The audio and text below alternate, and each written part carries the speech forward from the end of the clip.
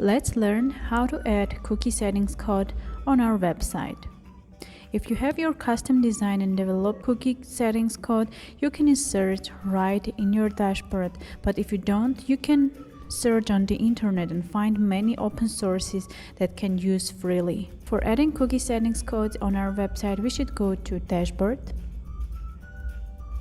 then Integrations, and here you can see footer scripts. The first thing that we should do, open Style and then close Style, and inside of it insert our CSS codes.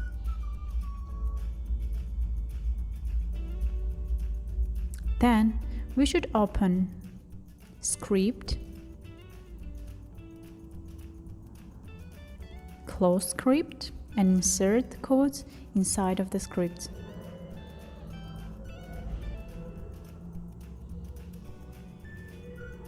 Save changes and go to your home page, and here you can see cookie pop-up.